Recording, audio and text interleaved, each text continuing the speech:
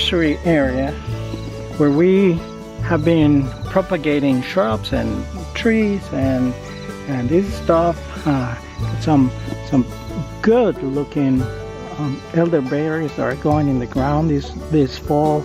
I'll get some blueberries. We have some thornless blackberries. But I'm bringing you here to tell you about an experiment that I've been doing this summer. I'm trying to propagate black locust. But this is a very, very useful species. It's a nitrogen fixer. It grows super fast. It has hardwood. We have plenty of use for it, and so we would like to add some more of them, lots of them. And so this summer, as I was working the new garden, I encountered many of these saplings coming, and I tried to transplant them. As a matter of fact, I transplanted about 20 of them, but they didn't like that. They didn't like to be moved. So only one actually took, well, perhaps two with this little one here. And so I'm changing my strategy. I still want to propagate lots of these things, and I'm lazy. I don't want to start from seeds. I know where to find these seeds, the seed pods or so. But the strategy that I'm gonna be trying is rather simple. I'm gonna walk around the garden and identify the saplings, and I'm gonna flag them. I have some field flags with me. I'm gonna flag them, and then when they go dormant later in the fall, I will come and will transplant them. I think that's gonna be less stressful for the saplings, and therefore the likelihood of them taken, I think, is going to increase dramatically. So let me give you a little bit of a background on what we have here. This is the main garden area where we've been gardening for our CSA and for winter storage and all that. And so directly across from me, I'm just gonna turn around, we have these tall trees, and it's mostly evergreens. I see some cedars and what else do I see? Ooh, I see snacks. This is a perfect time of the year to come here and snacks on these guys. Are autumn olives, great nitrogen fixers. There's some quite tall sassafras trees. And if I move outwards, some big black locust, and those are the ones I presume that produce the seeds that fell right where I am now. Those seed pods will get blown around here, and so as I walk around my rows here, I see the saplings, and they've been germinating. I just finished putting the trellises for the peas. And as I was doing that, I found a couple of locust trees. I just saw one back here, so we're gonna have to walk around and see if I find another one.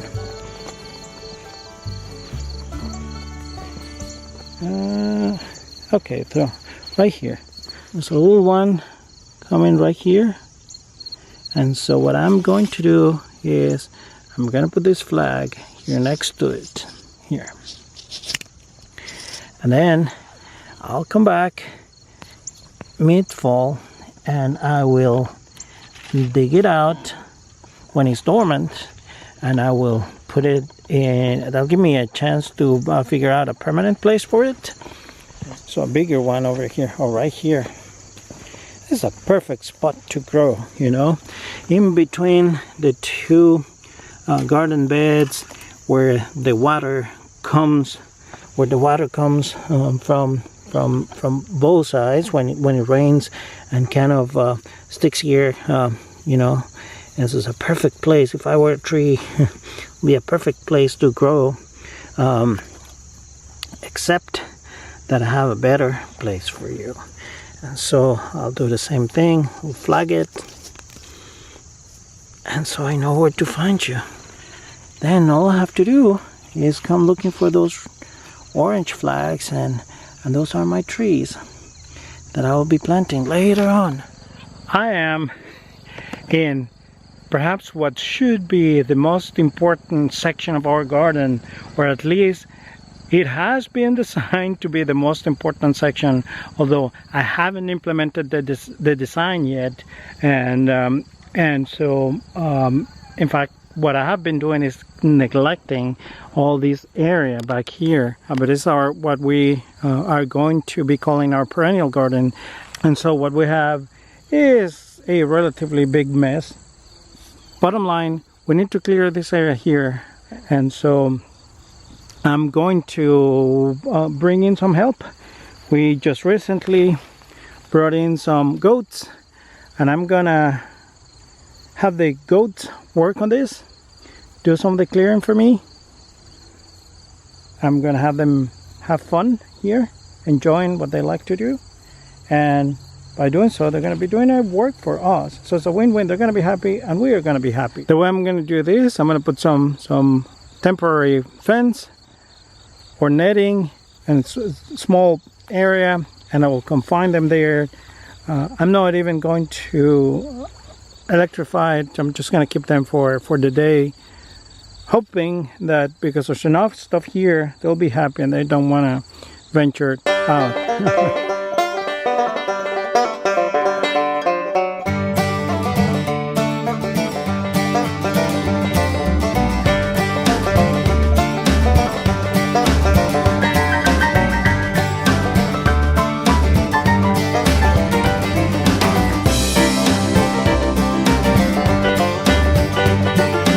Okay, so we have a little paddock here, all ready to bring the goats in. This is about 22 by 22, so a little under 500 square feet.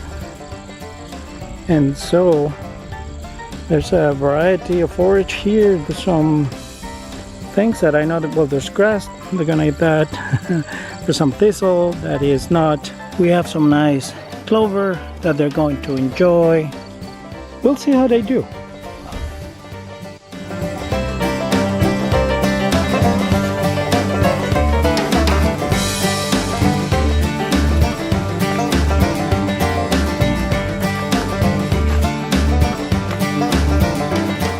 So they're here and they immediately go to work. They know what they like. Look, this one went for the plantain that's in there. Plantain is good. Clover is really good too. Keep it up, guys. Okay. Oh, they're working. They're working. I don't think they'll try to go anywhere for as long as there's enough food here. So as soon as they work this down a little bit, we'll go to the next paddock, and that's how we're going to be doing this. So save us some money and gasoline. We don't have to use any power equipment. Saves us some time. Keeps them happy. Again, this is the first time we're running this kind of experiment here using goats for these purposes, but that's the reason why we got the goats in the first place. So I'm gonna give them a little time and see what they turn this into.